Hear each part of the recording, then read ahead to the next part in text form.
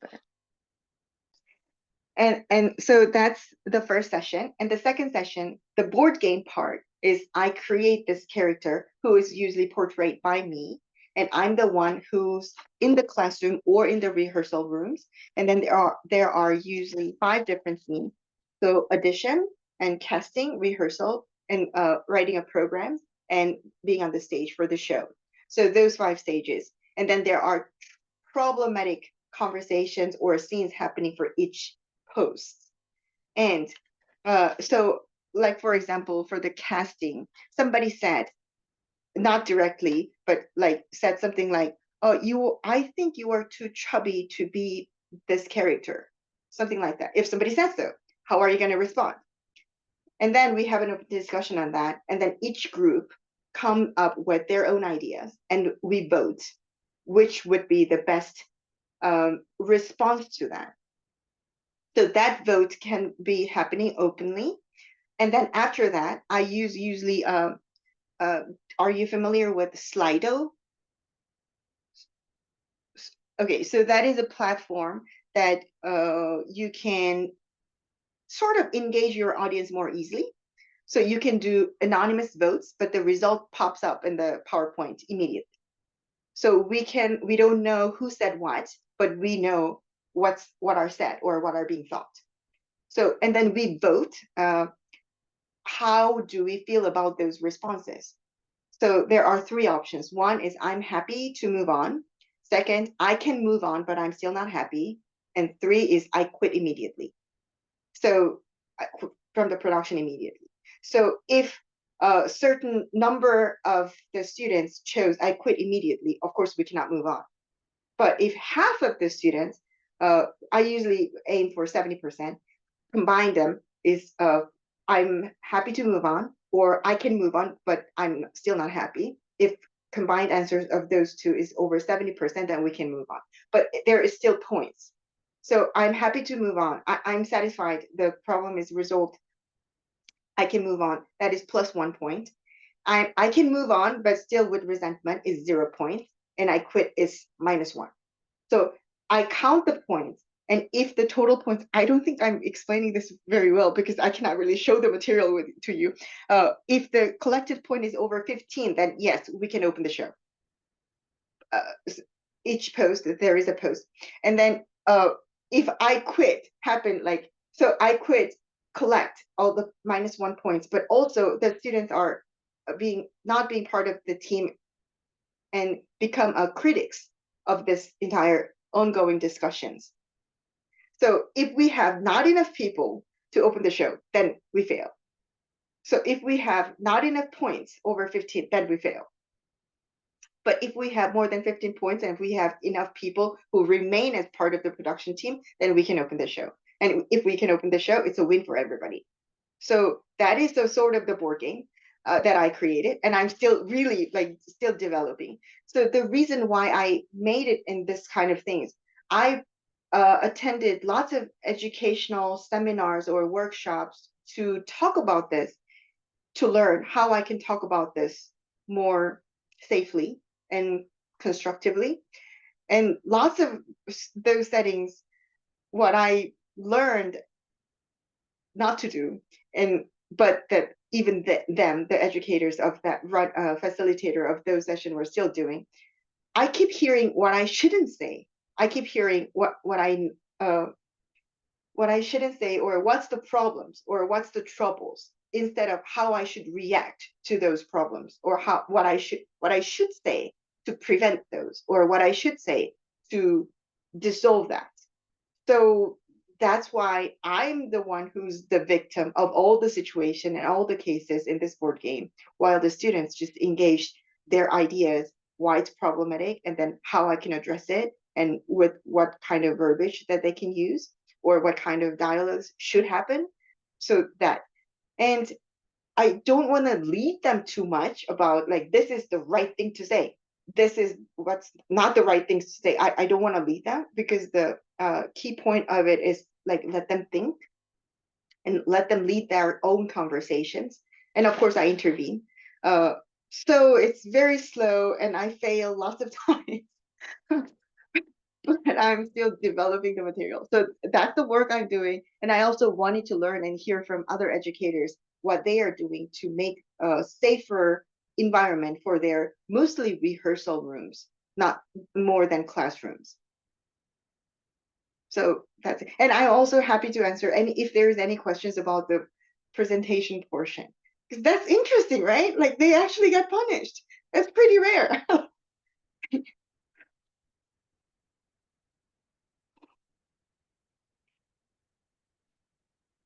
I don't know if this is the moment where we like give feedback or say wow, but I'm saying wow. Not only in the yes, agreeing, the sort of news media response, the community response, the formation of groups to not only activate the community, but also protect and work to continue to make better conditions is really, really amazing. And I knew none of this. So thank you so much for sharing it. And also the creation of what you described as a board game of the production process, like that's process drama. You have Oh created a yeah, yeah, it process is. drama for your students to Mhm. explore the what if. And I love that. And I have so many like I want to scratch at it a lot, but that's my like opening praise and thank you. Mhm. So implementing KTS in the classroom, not as like self-governing code, because well, they have me, right? So it can't be like completely self-governing. But those four important concepts that CTS is addressing, the communication, respect, safety, and accountability, those are four big words that I want to implement in the in-classroom discussion. So I really don't think I'm succeeding in doing that, but I myself am learning a lot by trying to do that. And Mitch, you're right. Like I borrowed lots of ideas and I learned lots of ideas from process drama process. So I'm using that. And it's so and there is a clear limitation to implement KTS in CT compared to in Chicago setting. Because I think there are more mindful individuals to ready to engage in that kind of conversation when it really happens. I don't think we are there yet. So, and CTS was written discussed for a year. The first draft was out, and another year they rewrote it, and then they are still evolving. So it's like adjusted. We can tailor CTS and to implement it in any kind of setting that we are part of. Uh, I don't think even lots of people know that KTS exists in Korean theater scene. So it's also part of my own individual campaign to mention that. So when they are out in the world, like the theater major students, when they are out in the world, there actually is something that they can be helped by or they can refer to whenever they face this kind of situation.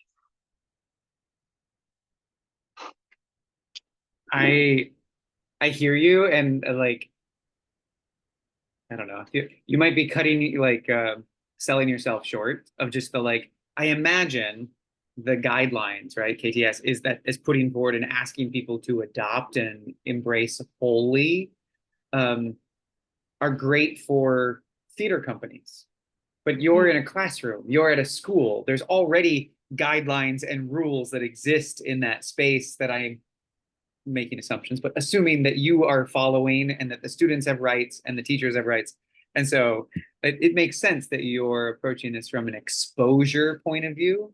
This exists when you go out in the professional world, take this with you. But we have a curriculum that we're going to explore for the rest of the semester. We don't have, yeah, we're not going to live by this doctrine.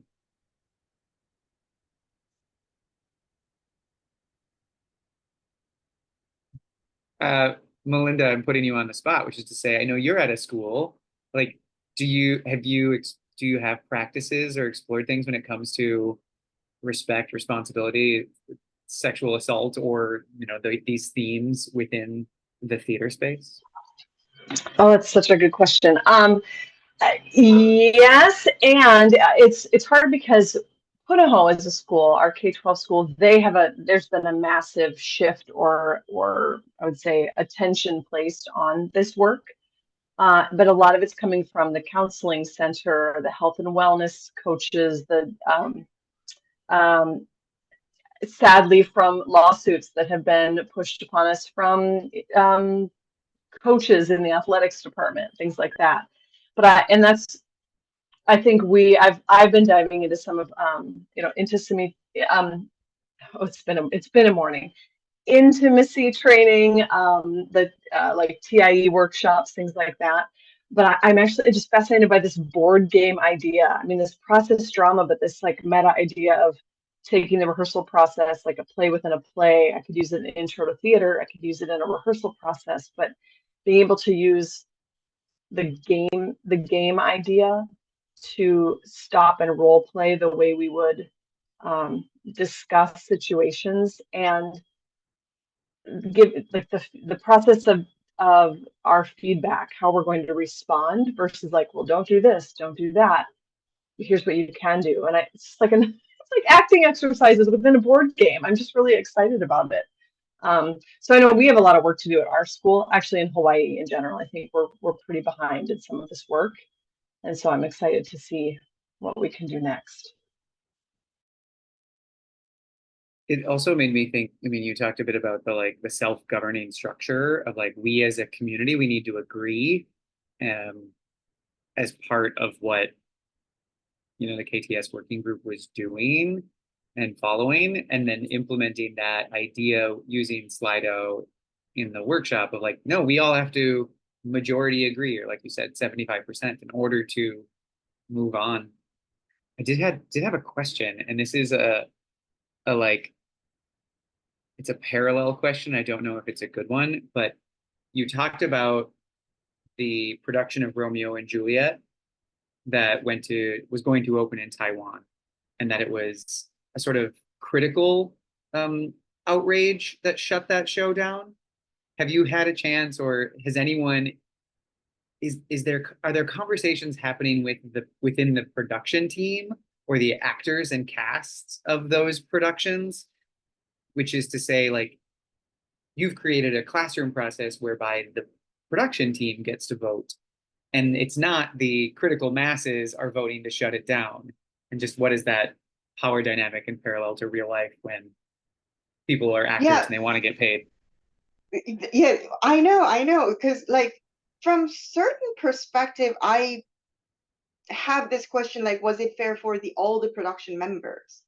Because it was that one person who's the perpetrator. And then I think for that particular case, the problem was that it was funded by government. So there was that rationale that he's a perpetrator. Although he was not legally pursued, but yeah, he was. And now it's not a happy thing. I'm not saying that it's a happy thing, but he passed away now, so we cannot really find justice. But it's just, so I researched this whole process even before this presentation, and I learned a lot what was going on in Korean theater community. And I saw it as an outsider because I was in the States. So I learned about the Romania case and Taiwan case, like after it already happened. But how those two masters, they are masters like probably like by 100% of Korean theater makers. There's nobody who doesn't know their names. So it was that big. And then those two, both of them, all with this allegation, and one reacted like he could survive that. Oh, I didn't do it. Or, oh, it was consensual. Yeah, and then he's now in jail. He's gonna come out soon, but he's now in jail. And then the other one just kept silent. So I think I know that there are some people who are still defending him because he didn't say anything about it. And now we can never know because he passed away.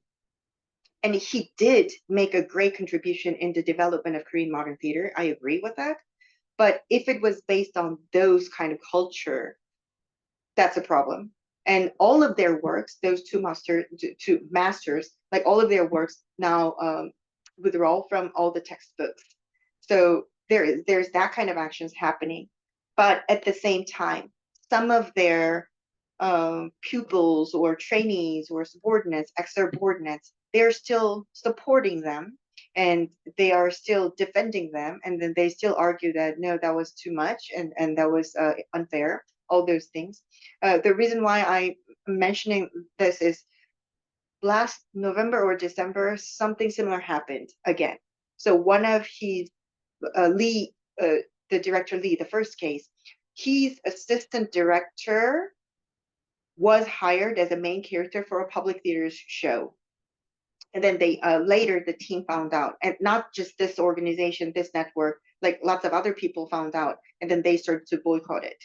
So the show was canceled, and it was, yeah, there was that debate, like, was it fair for the other production team members? Because it was this one person who is still responsible for these things, and then yes, it's not okay that they come back to the stage like nothing happened after all these allegations and all this victimizations and all this process. Like they just come back to the stage because they already have some like connections or network or experiences, specialty, whatever that they developed based on this culture. And it was public theater space, so that's why it was sort of a problem. But yeah, if it happens in private theater, and is it okay for the other production members? Why are they need to be punished together with this perpetrator when they didn't do anything? But some of the radical people might say that, well, they collaborated. They joined the team with knowing that he's that kind of person or she's that kind of person. I don't know if I agree with that, because for some people it's a matter of like making living. And so yeah, so I'm sure there must have been a talk inside of the production team, but I was not part of that, so I don't know what kind of conversation actually happened. But the last November, December, that case, yes, there were lots of talks even outside of the production team. Is it fair? Because the incident was happening because one of the main actors, one of the lead characters, one of the lead actors were part of Lee's theater company back then. And then, but for the fact, I think that she knew what was happening, because this sexual harassment and violence was happening like over years. It was not just one time or twice. It was happening over years, and there were so many victims. And if she was a second high director of that company, there is no way that she didn't know about it or she couldn't know about it. And so she knew, and she didn't say anything. She didn't step in. So that's why people were furious about it, and majority of them actually agreed to cancel the show or boycotting the show. So the show was shut down. Like it also happened like 3 days before the opening, and the theater space itself was boycotted for a while, for a month or so. So it's really hard discussions to have, not because the subject matter is heavy and difficult, but sometimes it has multiple layers, right? It's not just perpetrators and victims. There are lots of other people part of it.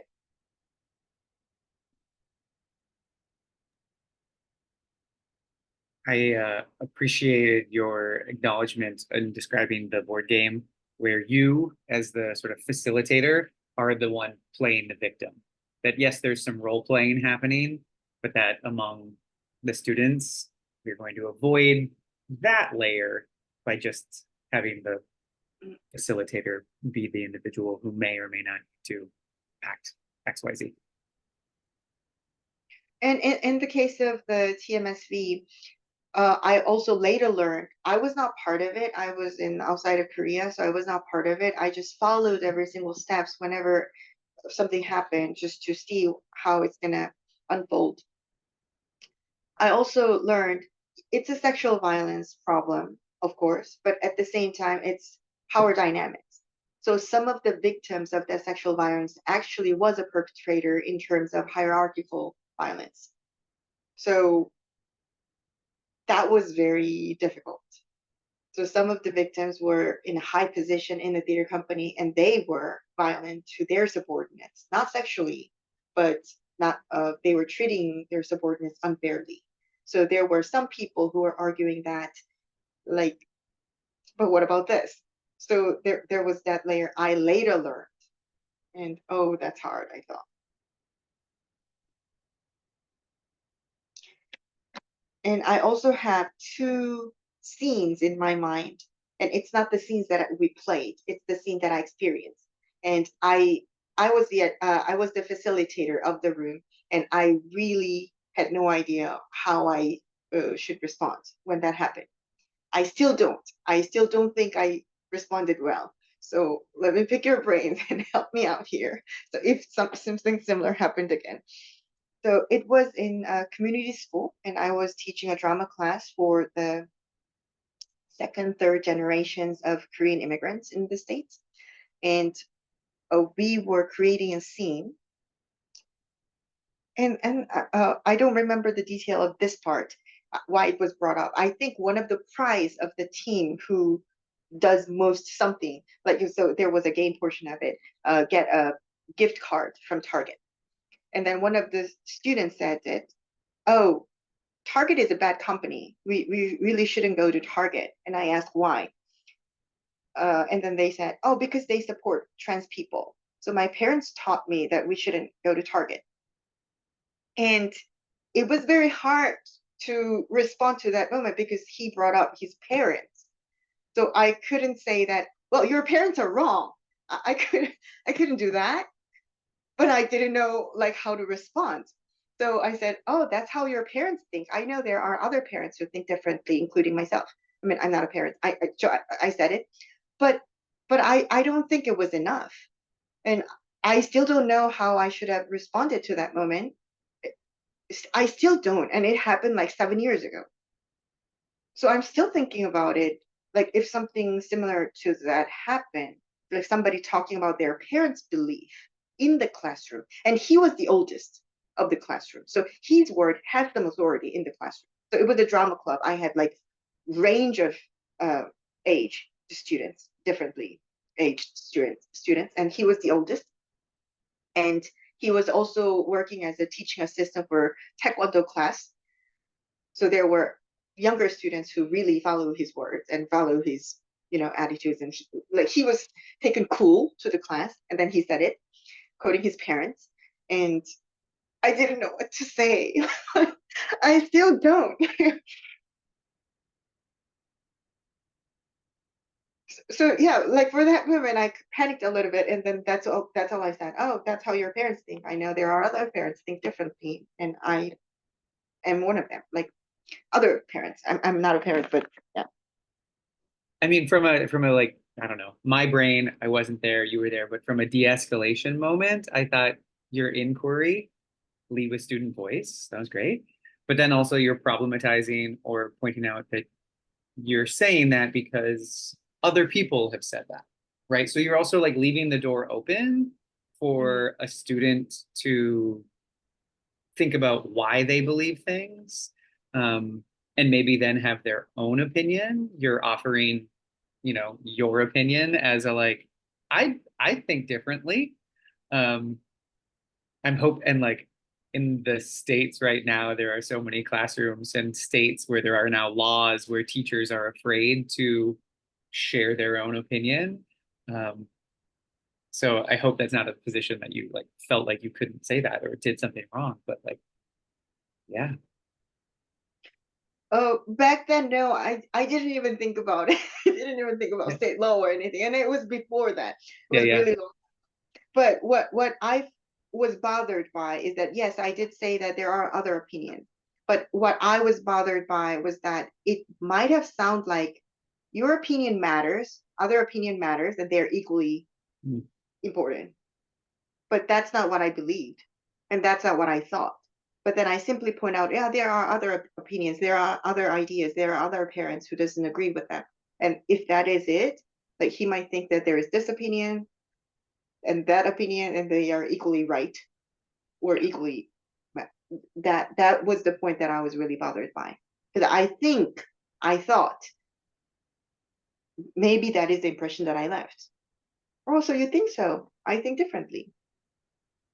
But is it enough? Because I don't think it was. I don't think it is. So I but he mean, he brought up his parents, and that was why it was so hard.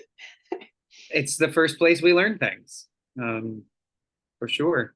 And I think that that big question of how do we as theater educators approach learned prejudice, familial oppression. Um, that is, I don't know. as like an independent teaching artist, it's basically what I've spent a career trying to figure out, because I don't have an answer to that situation. And half the time I'm in the room being like, what do I say?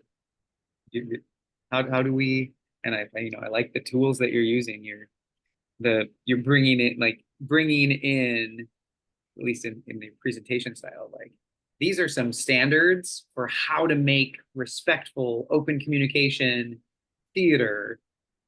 Can we adopt any of these in our practice? And like, you can't always like bring in a book of standards to the workshop where someone says, no, we shouldn't shop at Target. Because now we're talking about like private business versus public business. And yep. So any idea, Melinda or Jen, like about this kind of scenes, if you're encountering these moments? Yeah, I found myself thinking a lot about the cultural shifts that are happening and maybe not happening, again, like respecting our elders and things. And there's even, I don't know, in Hawaii, there's a huge weight put on the presence of kumu, who are, teachers, our elders, respecting the culture, the lineage, the history, those who have gone before us, and that their knowledge is the most important. And there's times where what you experience is that opinion or that knowledge is not pertinent anymore. It's not correct. It's not. We need to push past that and think for ourselves. And also, at least at my school, we're teaching kids to be, to think for themselves, to stand up for what they believe, to be more autonomous from their parents. They don't have to go with the standard, and they can be free thinkers. And that's a clash. That's something that we're working really hard with. And so, I think I don't know what I would have done in that moment either. I'm sure I've had other, especially with younger students, say things that, like in the political realm. It's always as we prepare for the upcoming election, students say things about how their parents are voting, and so that's what they believe, or things like that. But I guess I always like to remind the kids, like, I'm glad to hear what your families think. I would love for you to share more about what you think and maybe why. Like, really, what brings you to agree with your parents or not? And if you're not sure, then maybe we should explore that together and see if there's maybe another possible way for you to think about that. Oh, I should have said that. That's really great. No. In the moment, I would have been like, okay, well, your parents are idiots. No, I'm just kidding. No, that's great. Yeah, I should have asked, like, what do you think? Thank you. Thank you so much. I don't know. Hi, Jen.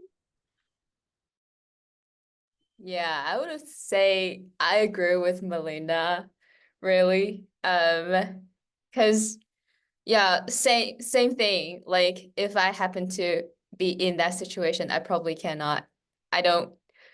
Well, English is my second language, so probably I'm just like, don't say anything at all. Yeah, seriously, I don't know how to respond to that. I'm probably gonna be, of lesser like performance in that situation. Yeah, but that's like well, that let me think about, maybe the class is not enough a space for people to share their ideas, right? The school needs a suggestion box.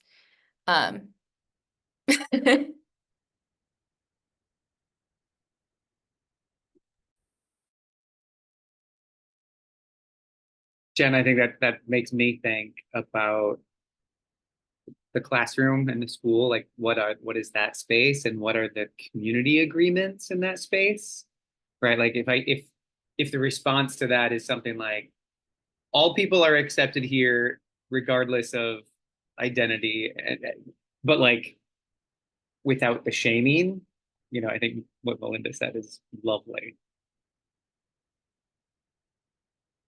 Oh, but also I wanted to mention, yeah, well, that was my experience when I was, in my grad school. I have just graduated like a month ago.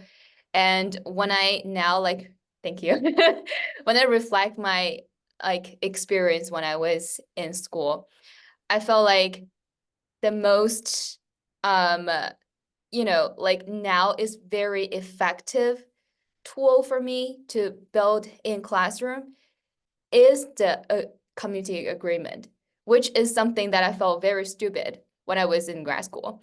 I felt like, okay, we don't need this. It's like everyone knows this rule, and why we have to, say it out loud and put it in a sheet and hand it in the classroom? Like, why? And then I felt like, okay, like when I'm literally in that situation, when I'm teaching, I'm like, okay, we need this. Yeah, so yeah, definitely community agreement is very important. It's and I think actually that idea might like circle back to your opening presentation and research, that there's so much unspoken in our work as theater artists, or even as artists in a community. Like we often see ourselves as educators and artists, and we know we all have this like for the people, and yet violence happens. Sexual violence and hierarchical violence happens. And so putting things into standards, community agreements, things to go back to and say, who are we? Yeah, what you said really resonate within me, Jen. Like when you're in school, yeah, more or less you're surrounded by people who could share some ideas very safely. And the environment, not all the time though, but not like there are not that frequent moments that you find like, oh, I need to be careful, or like, oh, this is threatening me, or not as much as you would experience in outside of the school.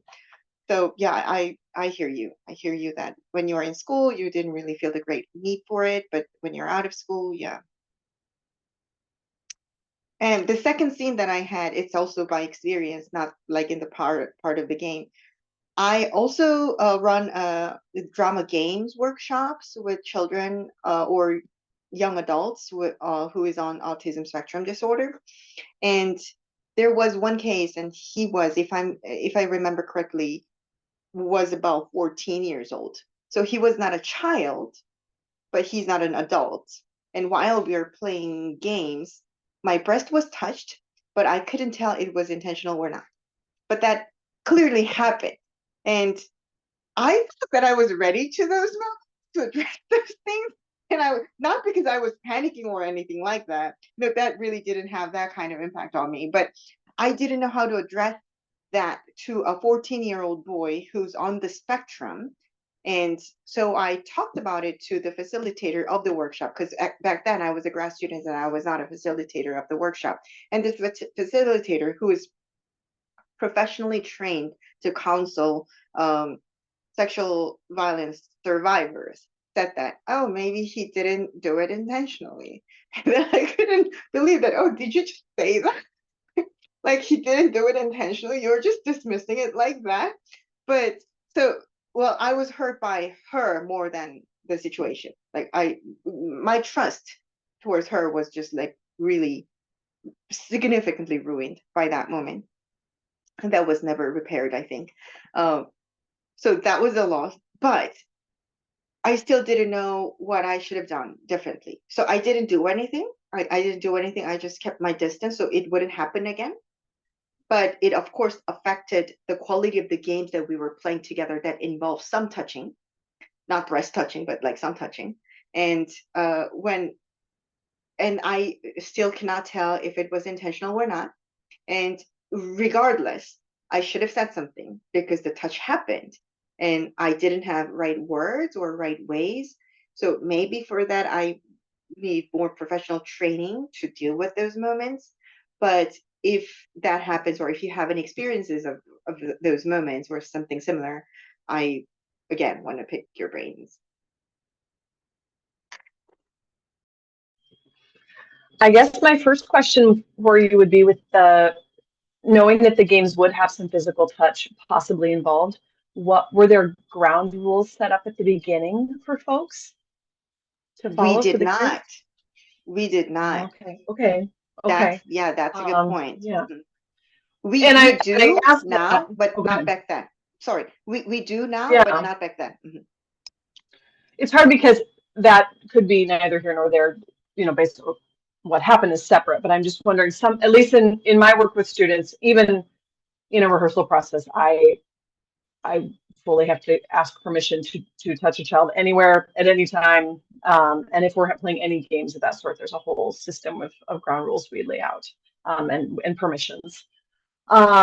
But also, I am disappointed to hear that when you went to someone, a trusted adult, to get some feedback and advice, that it feels from what you said that it was blown off a little bit. And I guess I would have hoped for more of at least some more questions, some more investigative conversation to find out, and also check in with you more to make sure, like, are you okay? Is there anything we need to follow up on?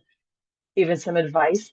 And yes, it could have been that the child, not knowing the situation, it could have been intentional, unintentional, but the fact that they didn't walk through a process with you to find out more and help you debrief is disappointing.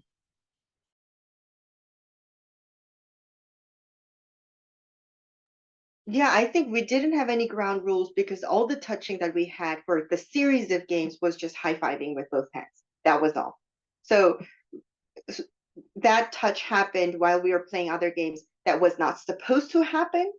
But even after that, not because of that moment, but for other reasons, just to going with the like the community agreements with the kids, like no cell phone kind of thing. So like that about rules about touching was included as a part of it. So now we have ground rules about that. But back then we didn't. And all the touches that happens in every single games was just like up to this point. So we really didn't have that.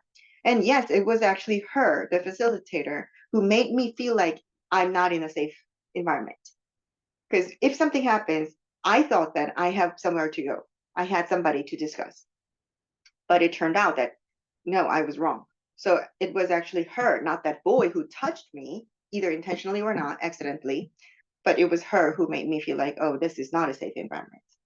So that was, yeah, that was an experience. Also happened years ago, and I'm still remembering.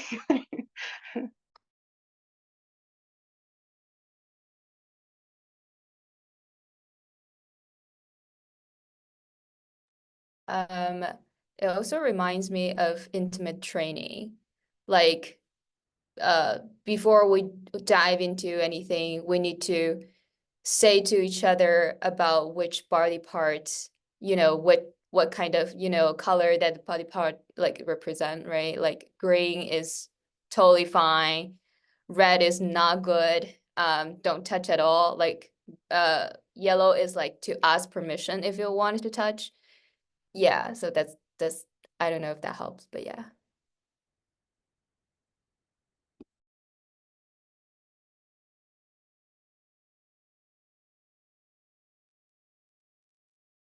I think, and this is somewhere between permission, ground rules, if we could go back in time, because that sucks that happened to you, and I'm so sorry. And the colleague leader in the space to make you feel that way, that's not great. That's not great at all. But I think one of the things that I will implement in devised work with an ensemble was going to be working with each other and, touch, trust, building tableau together, or doing scenes together, especially in small groups. We have to set a set of expectations together. And I mean, I think this is the perfect question for your entire presentation again, because it's just like, how do we as a community of artists, we're going to be working with each other, be the best people we can be, and have those conversations. And maybe this is about like, how do we as people, and how do you teach young people to do the oops, ouch, to do the like, oops, I didn't mean to do that, I'm so sorry, I'm so sorry, or to do the, hey, that was weird, did you mean to do that, because that's not okay, right? And I so, appreciate you and like everyone of like, I don't want to like spotlight a young person and make them feel uncomfortable in front of a whole room. I don't want to stop the flow of learning. And yet those are excuses we make to diminish ourselves or the need for respect. It's not an answer, it's just a monologue.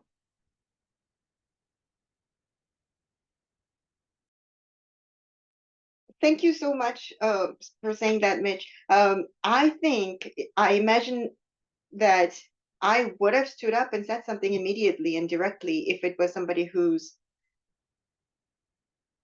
not minor, I think. But I never expected that. Like I can imagine that, and like from my colleagues or supervisor or who has more power than me. But like in that classroom, I was not the facilitator, but I was a co-teaching artist in that workshop setting, and he is a minor. He's, and I'm not talking about the age, but I have power over him. Like, yes, you may go to the restroom now, or yet no, you may not. I'm the one who's saying that, and then I also was touched, either intentionally or accidentally. So there was that intersection that you are minor to me, and then either in some different angle, if it was happening intentionally, then no, you're not minor anymore. I mean, you're still minor, but you can be framed in a different way. And so I think that like intersections, that's why I was confused even more so, even more than how it could have, yeah, been different. So if it was my colleague who made that scene, or supervisor or somebody, yeah, then I would have stood up immediately. I mean, I have experience of doing that, and I think I am more or less like available to able to do that. But because he was a kid who I can permit or not to go to the restroom or not in the classroom, so that was a very weird experience for me.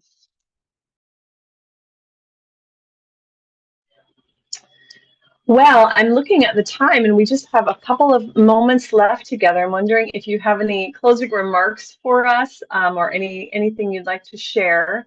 And I will say, as host of this session, I'm going to pop in the chat a post-session survey that I would appreciate if you folks would take a moment to fill out for us. So that's all I have. But any closing remarks for us? Well, not really specifically. Well, thank you for joining in this session, and congratulations on your graduation, Jen. And it was really nice to talk to you guys, even remotely, Melinda and Mitch. And what you have mentioned, Melinda, about the scene that I talked about, that really, I think that's what I should say, like next time if something happens like that. And thank you for your support, Mitch. And yeah, it really cheered me up that what I'm trying to do or what I'm failing at is still means something or can lead me somewhere, I hope. And I hope I didn't bore you too much about the long introduction. I hope you kind of found it interesting. And yeah, thank you so much. And if I can, and if you can, I would really love to meet you all at next conferences in person. Wonderful. Well, thank you so much. We really appreciate it, GA. Okay, thanks everyone.